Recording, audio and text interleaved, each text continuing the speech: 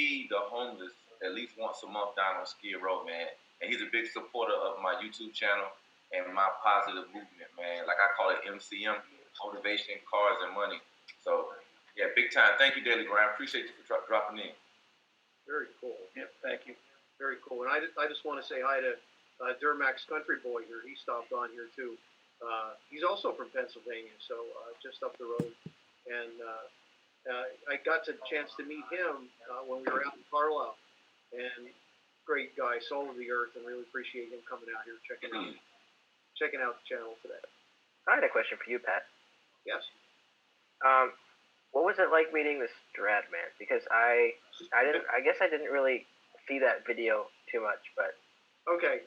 So what was really interesting is she and I were traveling out west in order to go to a dance event because we dance, and we just happened to be doing a road trip the week before. We actually went to the dance event. So we were in Utah and just driving around and experiencing some different things. I said, I want to go to the Bonneville Salt Flats, which is literally 2 hours west of Salt Lake City. It's in the middle of nowhere. I hadn't been there in a lot of years, and I had been there previously when I did a cross-country trip in my Corvette. So we were there, and I said to her, she and I had been saying, it'd be so cool if we ran into Stradman, and he pulled up. He pulled up in the Gladiator. Yeah. And not only him, but he had Tessa with him. So this was back in October. The two of them were together back then, but of course none of this was public. In fact, she took a picture of the two of us with Stradman. And also F-Spot was there, and Max Showstack was there. So all 4 of them were there, and it was a huge adrenaline rush. And I got to tell you, I was acting like a total fanboy. And I was happy to get some pictures with him. I'm glad they took the time. He's like, hey, you want to get some pictures? I'm like, yeah. And then she asked to see. James showed me Oscar. Yeah, she said, can I see Oscar? So he pulled Oscar out of the truck, and we got to pet Oscar. So that was pretty neat. I think Oscar has more followers than all of our Yes. channels combined. Oscar is very, very cool. Very cool. Oh, we got a new one up there. So rent the Vice car. What this thing is, this is so cool. This is a Corvette that has been converted to be like a Ferrari. So the owner brings it out with the cardboard cutouts of Sonny and Crockett, and he'll sometimes wear the pastel suit as well. In fact, the last time I had seen him, when he wore that, it was cold out. So he was driving with the top down all the way to Hunt Valley from, I forget where he lived. But he has this car. He's actually going through the process of redoing that right now.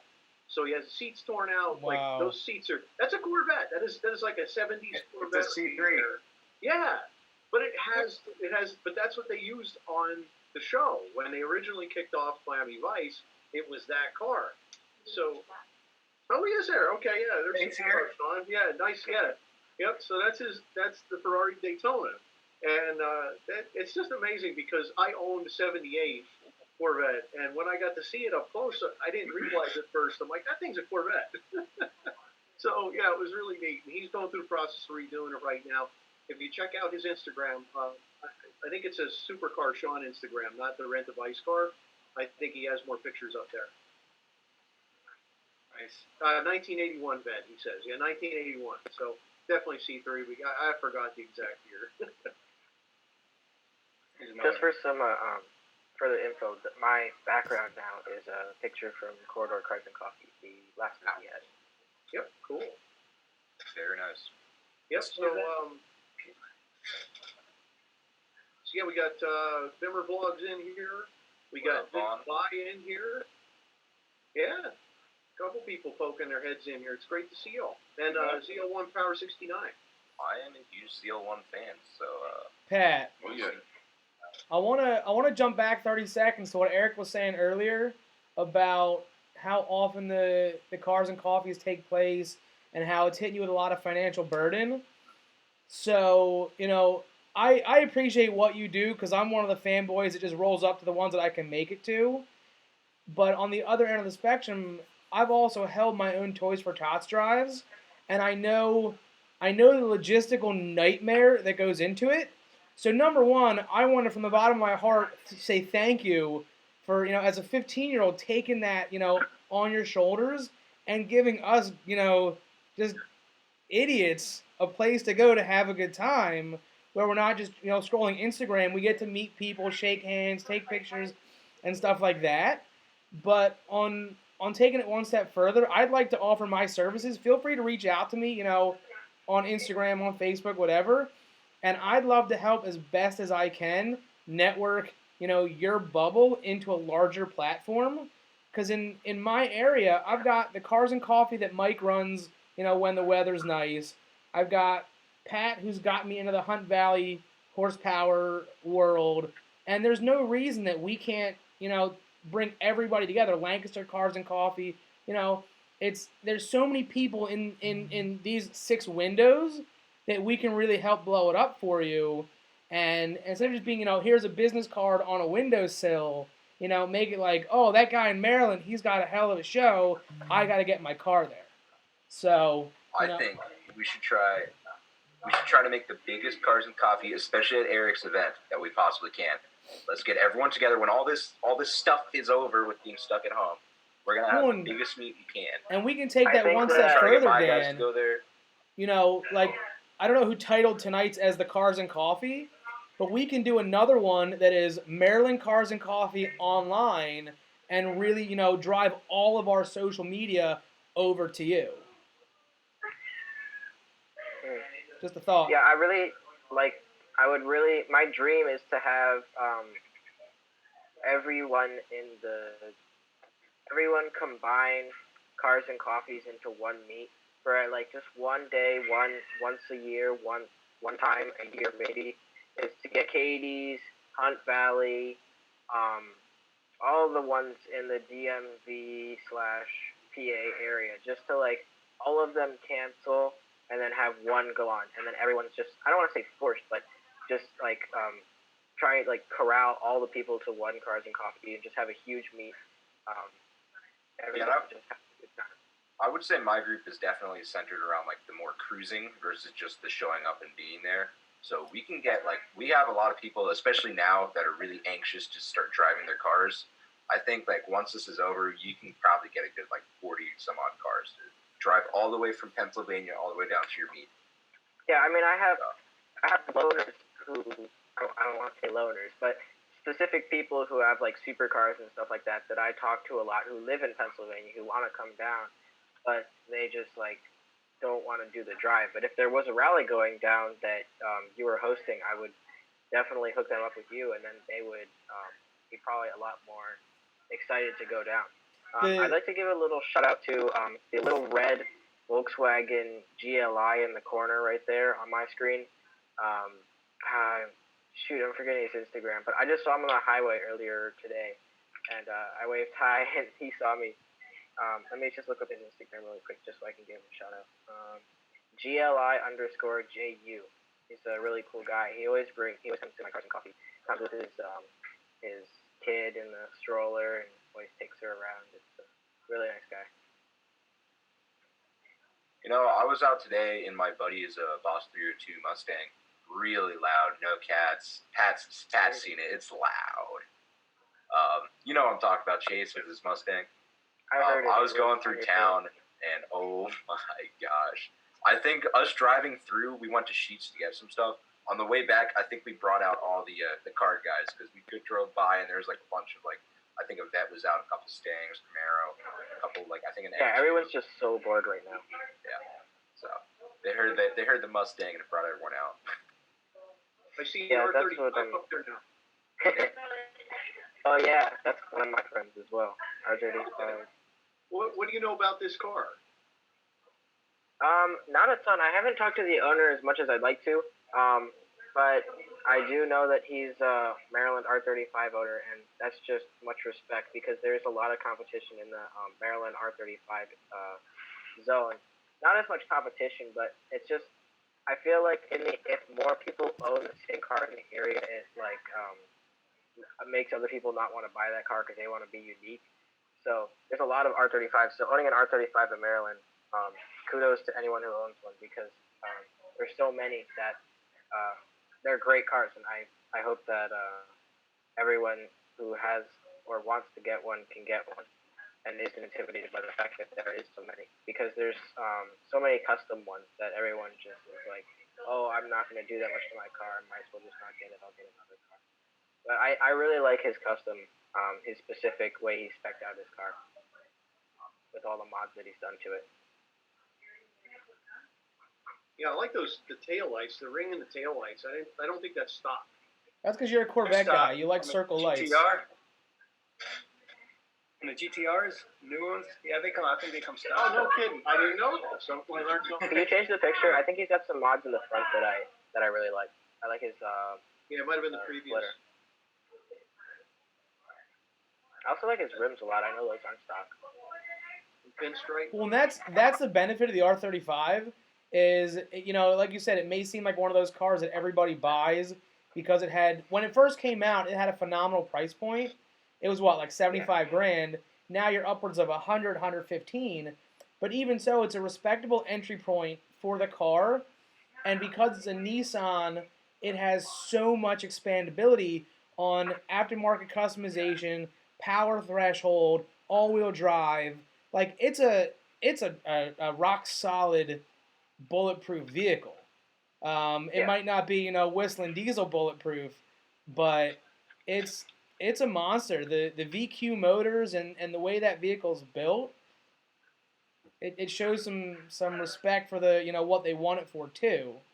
So Yeah, I really appreciate how the R35 is kind of like the jack of all trades because you really can, if you buy one, you can do pretty much all of the main events. Like you could build an R35 into a professional drift car and be a great professional drifter, or you can build one into and be one of the fastest drag cars in the world. I mean, you can really do anything to that car for what you want it to do. Well, and to add on top of that, the guy that's connected with Lancaster Cars and Coffee, Shay Stevens, so he's Persist Theory, and he's had, buckets and buckets of supercars and exotics, and he's gone manuals and automatics and rear-wheel drives and all-wheel drives.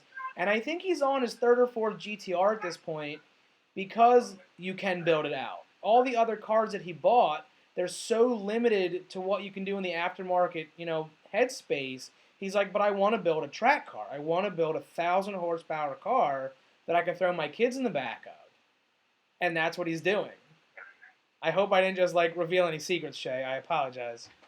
Hey guys, I got a question here. Yes. Guys asking about difference between high flow catted and catless. I was actually about to ask the same question. Right now, I'm considering going between the two. I was actually doing a lot of research on this last night. Personally, I am running completely catless on a downpipe. I like the performance, but the sound, it sounds like a diesel truck at low RPM. Personally, from the research I've done, they say unless you're making over 800 wheel horsepower, they don't recommend it because you're not even if you go high flow catted, you're not even going to really notice the difference between that and catless unless you're making a ton of boost and putting out a bunch of exhaust and all that. So I believe that changes if you're running a V versus an inline setup. I run an inline, so I think you maybe want to do 400 per I guess header. So if you're in a V8, if you're making 800 horsepower, that would be around 400 per header. If you're an inline six, I would say about 400 horsepower ish, and then you're gonna start running into issues through that one cat. So I've actually done back in the day. I'm going to go back to 1990, and back then, my '78 Corvette. It was real easy to go catless, just to go. Literal straight pipe. So one side of the engine out one pipe, and the other side out the other. And I really couldn't tell that much of a difference. If you threw it in the dyno, you might see some numbers changing, but we're back in the days of carburetors and not really control units. So I just have a feeling that you go catless, you're going to get more exhaust out of there. You're probably going to spool the turbo up more because it's less back pressure, that type of thing. But at the same time, a high flow cat will still meet regulations and give you a little bit extra, throughput and less less stuff that's holding it back. So when I upgraded my C5 Corvette, I went with high flow cats. So I had long tube headers, high flow cats, and boiler mufflers, and I went with that exact same setup because Corvette Fever magazine at the time had done that to a car, and they got an additional 35. No, wait, no, it was actually 45 horsepower out of the car, going from regular cats and regular mufflers over to this, long tube header, high flow, X pipe, boiler muffler setups. So it did actually produce more horsepower, but the long tube headers hurt me in the low end torque range. So they will change your torque curve, and that gave me more high end torque. But I missed the low end torque of having a manifold. So it's always a trade off. Yeah, I think the turbo application is definitely where you're going to see the most change. But again, unless you're making a bunch of horsepower, I regret going catless, other than the fact that it was a couple $100 cheaper than getting high flow cats. So, Who's someone keeps talking in the background here, female voice. Who's that? I'm home alone. If you And got I somebody don't wanna talking in know the myself. background, go ahead and mute when you're not talking, because you can hear it. There was and I see there's another car up here. We got who is that? That's my buddy Gene. He lives in Ohio. We started following each other. I don't know. It's been a while, but we share each other's. He just got the Turbo Smart blow valve put in his, but we share So- story ideas. Tell us about the car then. What mods, what is it, what chassis numbers. He didn't send me everything, but I mean, let me see. It's definitely far not as a you know, stock I ride guess. height over Looks here. like it has coilovers on I it. mean, he's had the car for 5 years, and he's slowly modded it. I mean, he's exhaust. Is that static or is that on bag? It's automatic. What was your question? Static or on bags. Oh, bags. Oh, I believe he's got coilovers. That's what I said, but it looks like it is almost too low to have coilover. Yeah. Some people run it like that. Yeah. Well, I'm well aware. I mean, I don't know if you were there, Pat. Yeah, you were. That was the week that Savage Garage came to my Cars and Coffee. There was a specific M3 that pulled up, a black M3. That was so low, I could not believe that it was static, but it indeed was. It's just crazy what they're doing nowadays, because they now make, if you like the way static performs, but you don't want to go to, but you're scared about scraping, they actually make front lifts for like regular old cars, like BMWs especially is where I've seen them. They have it for the M2, they have it for, I believe, Soto's car, my car. I don't know, do the i8s have those stock, the front nose lift? I don't know. Do you know? You asking me? No, I'm asking like the i8 guys, but they're both staring at me, so I'm a little bit confused. Sorry, yeah, They got you on mute, We're looking Dan. at some of the questions. Okay.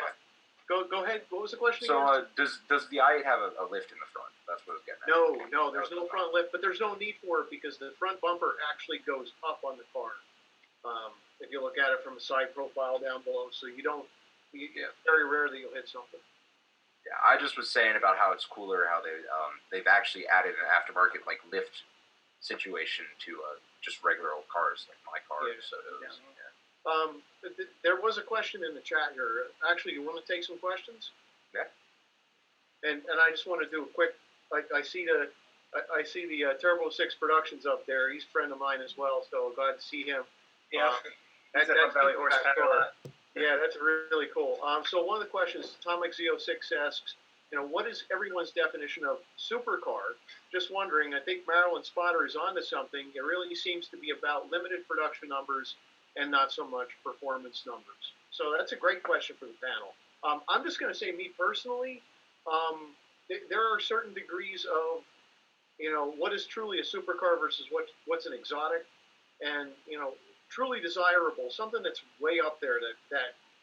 I think if it's low enough production numbers and really desirable, that it's almost hard to get, and in both financially and in numbers. And its performance, obviously, performance changes over time. I mean, that i8 is as fast as the Countach, so Countach supercar, I don't consider that a supercar. But yeah, it has to have a lot of desirability and it has to be difficult to achieve. I think. I don't know. Want to go around the horn on that? I think that's also a good way to put it, though, Pat. How you're saying it's got more power than the Lambo. So again, that the Countach came out late '70s, and it was the pinnacle of what was being produced from Italy, and based on engineering and constraints, that was supercar of the time. But then you also gave us a different verbiage to think about with, is it, can you acquire it? Can you purchase it? Or can you find one that's for sale? It's always for sale, but can you find one? So it changes the definition. And in my mind, and I say this not to gloat, but I've driven pretty much every car on the market, and I've driven a Tesla that was faster than most supercars. But that's an everyday vehicle. So, it's what are your parameters? What's your Doug score? What's your Pat score? It's not just a cut or dry definition in my world, in my book. I would say for me, for supercars, I put supercars and exotics in the same category. Yep. This I8, the pure impulse world, $150,000. You just became a supercar. You put a $150,000 price tag on this car. It's a supercar. So the people that don't like the speed of it's fast enough. It's a $150,000 car with BMW engineering, the best hybrid car you can get, $150,000 or the $135,000 model below this one. It's a supercar. When you look at it, is it super? Yes, it is. So for me, supercar is you know it when you see it. It's not about the speed. It's not about the price tag. You know it when you see it. I guarantee if I pull up in this and somebody pull up in a Hellcat, they gonna look at this. And 9 times out of 10, you pull up in this right here, and you pull up in a whole lot of supercars. This looks way better. So for the person that's viewing it, they're gonna say, "Oh my God, what is that?" It's a supercar. Okay, my opinion. So I want to debate you on the best hybrid comment that you made. So you believe that is the best hybrid? Real quick, Yeah, Dan, while you're saying this, I mean, you can't say that. Yeah, because there's cars like most of the hypercars. Toyota Prius. Even okay, that's just no, like McLaren. No, but there's V1. cars. Yeah, I mean, there's cars that are like way higher than the i8. No offense, in performance level, like the McLaren P1, Porsche 918 Spider, Ferrari LaFerrari. Those are like hypercars, and those are hybrids. So you can't say that the i8 is the best hybrid. I mean, it could be the best. To what I said you know it when you see it, and I can say this is the best hybrid. We're not talking about performance. You know it when you see it. And you could ask a lot of people, this car looks better than the McLaren. Depends on the individual. It looks better than the McLaren. All right, I'm out. See you guys. I have an expert on that. See, y'all going off of emotions. I'm going off of experts. A person that owns a Lamborghini, that owns several Lamborghinis, that owns Ferraris, that owns the Mercedes big trucks, multi-millionaire. And he's going out in his Lamborghinis, in his Ferraris, in his Porsches, in his McLarens. And he has said himself, the most reactions that he gets is when he drives his i8. Why is he not on TV with us, buddy? I'm going by with the expert that owns all the supercars, and when he drives the i8, he gets the most response. You know it when you see it. That's what my point was. I agree with you. It depends on the person viewing the car. If they turn their head twice, to them, it's a supercar. Soto, can I send you a picture? Say Bugatti. We're going to name cars that are fast. We can just say Bugatti and then just wipe the conversation. But you had said a hypercar, so I was, or not. Sorry, wow, hypercar. My bad, hybrid car. So I was thinking I thought you were saying like the best hybrid engine, like hybrid powertrain out there. I was like, I didn't say nothing about powertrain. That's what I had jumped to the conclusion. I do agree. That thing is a spaceship. You see it? It's a spaceship. That's what I'm saying. When you combine all factors, at the end of the day, when you see it, when it rides by, is it a supercar? Yeah. Soto, I if I think for, like, send you a the- picture now, can you post it quick? Say that again. If I email you a picture, can you pull it up quick? I can, yeah. You have to transfer it to the other computer, yeah. No, here, just send it to Also me. go I to can the put it in the chat. background. If you add it to the Back chat. to Gene's car real quick because he posted because I didn't know all the specs of what he installed. He's got the KW coilovers on there, the Meisterschaft exhaust. Hope I didn't butcher that. Yes, Say it sorry. right. The VRSF catless downpipe. That's what I'm running. Yeah, Good. charge Good stuff. pipe, and then the Turbo Smart blow off valve that he got. So this is M55 as well. Yes. Yep. Very respectable build. I like it. Okay, Dan, pull this We're getting picture a up when you get a follow from me. chance. Yeah, I got you. Can you put it in the group chat? In the So Zoom? it's on my phone. I'm running from my Okay. Got So it. I just Instagram to By, you. by the way, I've been putting questions in Yep, the I group got it. chat. Yeah, we So did if have you go to the group for Zoom, you'll see I some see of the it. questions. I'm copying and pasting them into the group chat, just so you know. I both of those seem like very good questions that I would like to hear you guys' opinion on. So if someone wants to read it off, while I get the picture going.